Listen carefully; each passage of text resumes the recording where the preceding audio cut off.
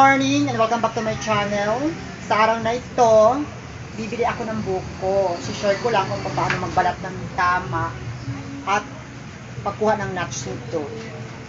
Bibili ako kay kuya sa labas. Naghihintay na siya sa labas. And don't forget, this is for my YouTube channel, like and share. And don't forget, hit notification bell para ma-update ka sa ating mga bagong videos pa na i-upload. Thank you so much! Kuya, magkano yung buko? 30? Okay. Yan o, maraming deliver o. Okay. Ayan. Ayan mga kapaps! I-video natin ngayong araw kung paano ng buko. Ang tamang pagbabalat at ang tamang pagkuha ng nuts ng buko.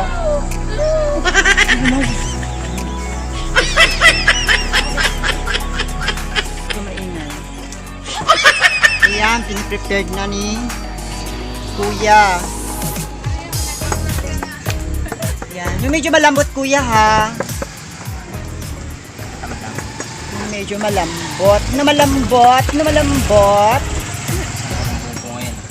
Ayan, inaano ni kuya, ina-analyze ni kuya kung malambot o yung matigas.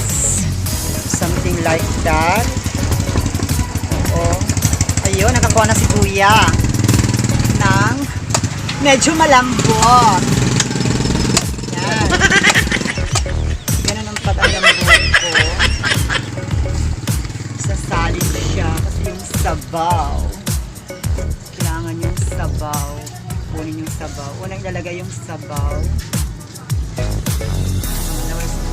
Bibiakin siya ng malaking itak. Diyos ko, nakakatakot ng itak. Biak na biak. Parang ikaw nung ito ay biniak ng boyfriend mo. Ganon. Tapos yun, ang tawag niya kuya? Sungay ng kalabaw. Sungay ng kalabaw. Yung pang tilad. I mean sa Tagalog, yung pang sungkit para makuha yung nuts. In other Tagalog, tilad. Hindi ko alam sa English kung ano yan. Search ko pa sa Google. Charot. Yan, easy lang ang pagbabalag. Ganun lang. Pag tilad o pagkuha ng nuts. Ganon. Ganyan. Wow. So easy lang ang pagkuha ng tilad. O, diba?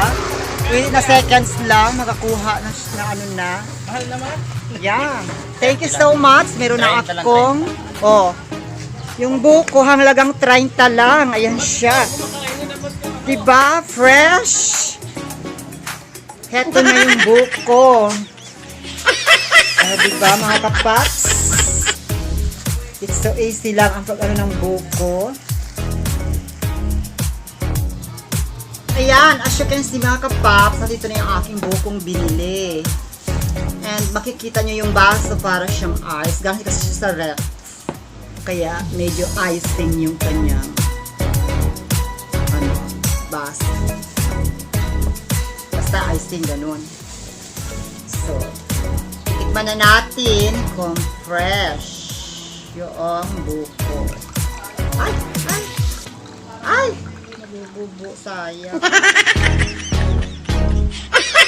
So, malabo yung kanyang sabaw dahil sa nandito kasi yung laman sinama. So, taste natin.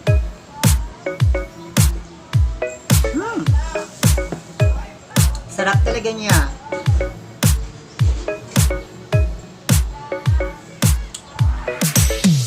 Masasabi ko talaga, aftertaste talaga niya, like a mineral water. Like a Wilkins mineral water. Wilkins, baka naman, makatikin na yung aftertaste.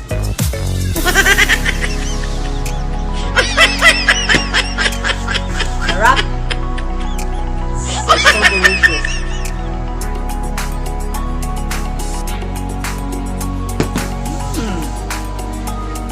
Isa pa, bali 2 baso yung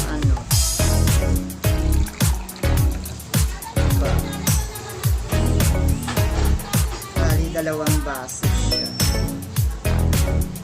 Bali 2 baso yung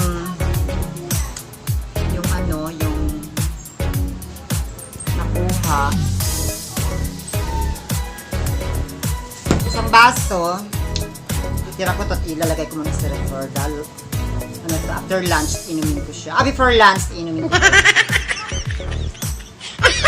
Mga kapaps, tikman naman natin yung ating coconut nut. Tikman natin kung anong lasa. Matigas pa rin talaga yung binigay ni So, medyo matigas para malasahan natin yung nuts.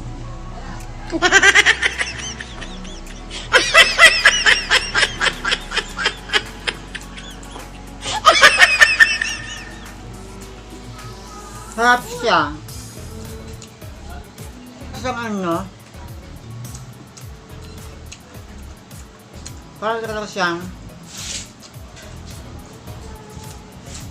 nice yun. It's like a peanut. Parang kumain ka ng peanut. Huwag yung medyo matigas lang yung buko. Parang kumain ng peanuts. Ang sulit dun sa yung malauhog siya, yung medyo manipis na ano, na buko. Yung medyo bata ang buko. Okay guys. Do you like my hair? Then, sarap talaga siya. Okay guys, thank you for watching. And don't forget to subscribe my YouTube channel, like and share. And don't forget to hit notification bell para ma-update ko sa mga video na upload ko pa. Thank you so much. Happy eating.